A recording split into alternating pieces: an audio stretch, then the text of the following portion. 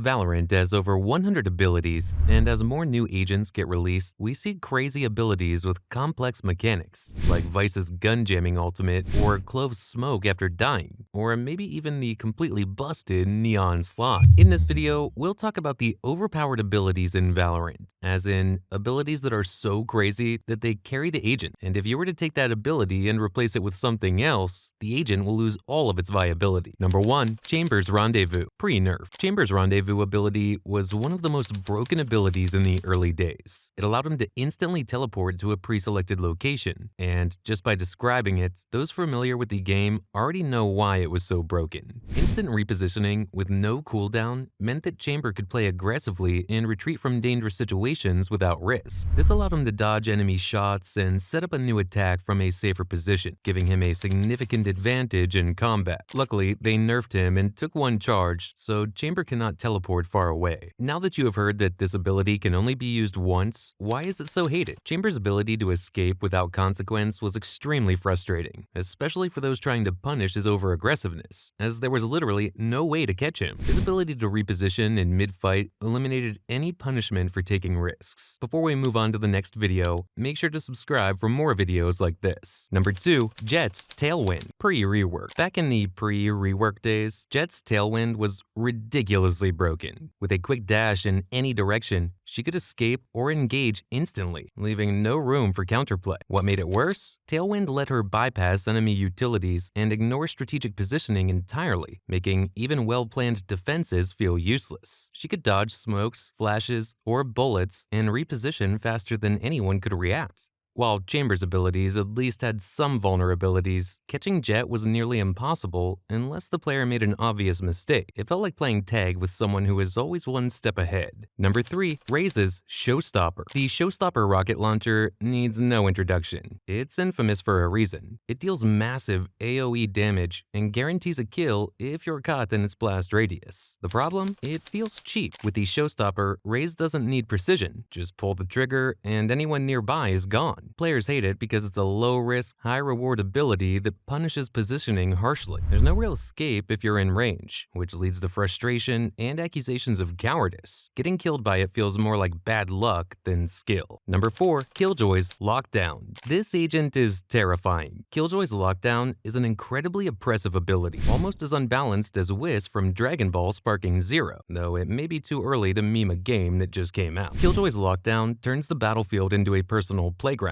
Once activated, it traps enemies within its radius, rendering them immobile for several seconds. Here's the frustrating part. It guarantees map control or an easy retake with minimal effort. Players are forced to run or get detained, leaving them feeling powerless. The worst part? It's almost impossible to counter without the right abilities or coordination. Many argue that Lockdown creates unfair situations where victory feels predetermined, making it one of the most hated tools in the game. Getting immobilized mid-round isn't just annoying, it makes you feel like a spectator in your own match. Number 5. Fade's Prowlers. Fade's Prowlers might as well be Dementors. Once they're released, they'll hunt down players relentlessly. The problem? They don't just detect enemies, they follow them, disrupting movement and forcing predictable plays. This ruins the element of surprise and leaves teams struggling to adapt. With every Prowler latched onto a target, positioning becomes irrelevant. It's not just the information they provide, it's the way they turn tactical matches into frustrating chases. Many feel Fade's Prowlers make Valorant less about strategy and more about running from unavoidable threats. Number 6. Brimstone's Orbital Strike. Brimstone's Orbital Strike feels like divine punishment. Once activated, a deadly laser beam rains down from the sky, dealing devastating damage. What makes it so hated? It forces players out of key positions, zoning them into unfavorable spots or killing them outright. Even well-prepared teams find it difficult to counter, as the strike hits hard and fast. While some abilities add challenge and variety to matches, Orbital Strike leaves opponents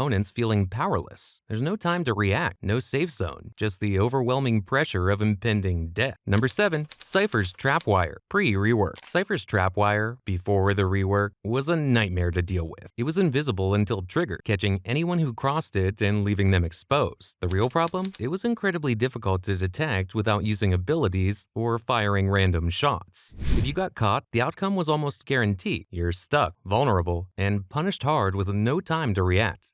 While the concept of a tripwire fits Cypher's style, it was poorly balanced, making gameplay frustrating. Players felt like there was little skill involved in getting caught and no fair way to avoid it, which led to calls for nerfs. Number 8. Neon's Overdrive. Neon's Overdrive turns her into a speed demon armed with a deadly electric beam. It's not just about damage, it's about precision and pressure. While sprinting full speed, Neon can maintain accuracy, letting her weave through enemy lines while zapping anyone in her path. This mobility breaks traditional shooter mechanics, making it almost impossible for defenders to hold angles. Her biggest strength is also her downside though. Players must be decisive as the ability drains rapidly. Still, when timed perfectly, Overdrive leaves opponents scrambling with little room to retaliate. This ult is hated for how it breaks the flow of tactical play, turning Valorant into a game of cat and mouse. Number 9. Viper's Snakebite post-buff. Viper's Snakebite is a tragic tale of buffs gone wrong. Initially underpowered, it got a major rework, dealing 100% damage and making enemies sitting ducks. Then the backlash came, and they cut its power to 50%, but players hated that too. Eventually, Riot buffed it again, giving it deadly potential by tarnishing the edges of its zone. To balance things, they shortened the duration to 6 seconds, but the frustration remained. This ability punishes anyone near the edges, forcing enemies to abandon positions they'd normally hold, leaving players feeling like they're at the mercy of Riot's patch notes. Number 10. Omen's Paranoia. Paranoia is one of the most hated abilities in Valorant, and for good reason. It sends out a blinding orb that hits anyone in its path, leaving them disoriented and vulnerable. Once blinded, enemies can't see, shoot accurately, or hear properly, making them easy targets. The worst part, it gives Omen's team a perfect window to execute attacks with little to no resistance. There's almost no counterplay, and the timing needed to dodge it is unforgiving. This leads to frustration as players feel completely helpless,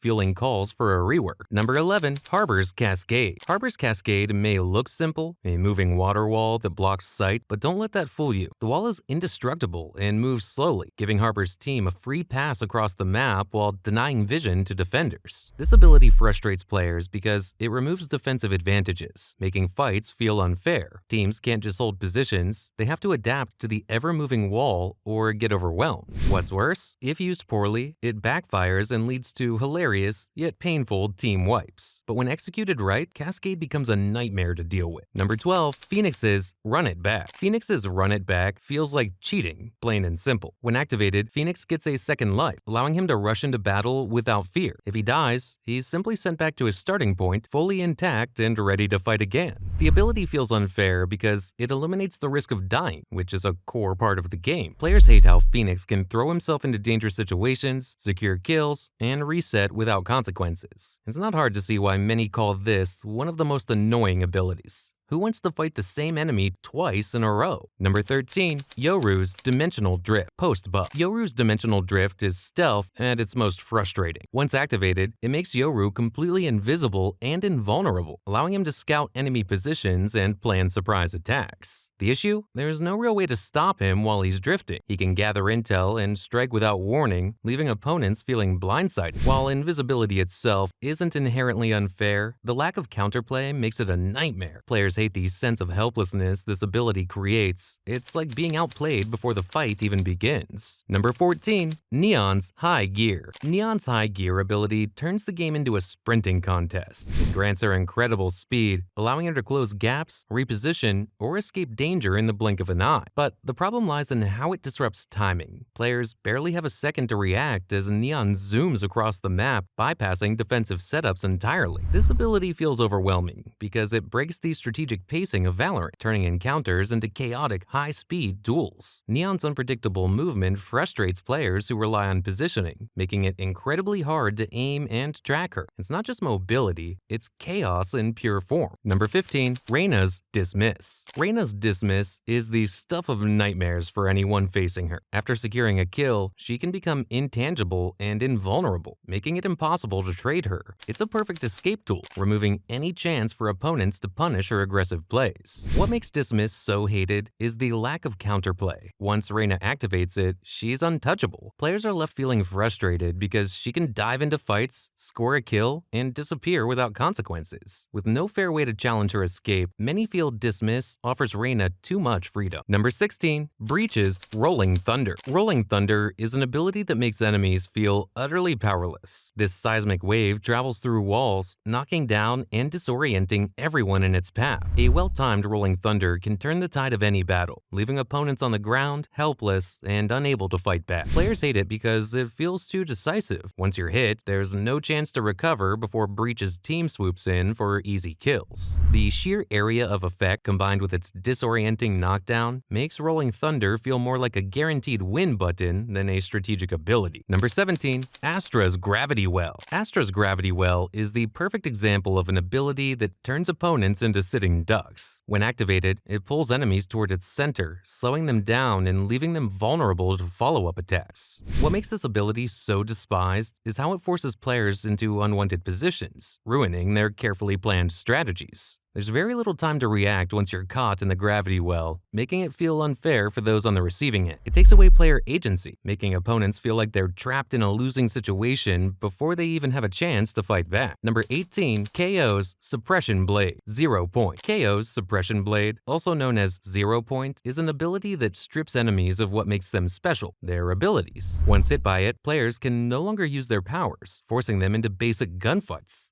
In a game where abilities are everything, losing access to them feels like a punishment. This ability frustrates players because it disrupts the core experience of Valorant, reducing complex gameplay into straightforward firefights. It's not just suppression, it's denial. For many, the sheer impact of 0 Point is reason enough to hate it, as it renders entire strategies useless with a single throw. Number 19. Sage's Resurrection. Sage's Resurrection feels like a slap in the face for anyone trying to outplay the enemy team. She can bring back a dead teammate with full health, instantly shifting the odds in her team's favor. In a game where every kill matters, Sage's ability to undo one feels incredibly unfair. What makes Resurrection so frustrating is how it completely changes the flow of a match. Just when the enemy thinks they've secured an advantage, Sage resets the scoreboard with a single revive. Players hate how it eliminates the finality of a kill, making it hard to close out rounds. Number 20. ISO's Double Tap. ISO's Double Tap made waves with its aggressive gameplay design. Every defeated enemy drops an energy orb, granting ISO a temporary shield if collected before enemies destroy it. This incentivizes relentless pushing, but it comes with a brutal drawback. Stopping to collect the orb exposes ISO to danger. This ability gives ISO insane momentum, encouraging players to chain kills and snowball advantages mid-fight. The reload speed buff further adds to the chaos, making his rapid engagements almost impossible to counter unless enemies coordinate perfectly.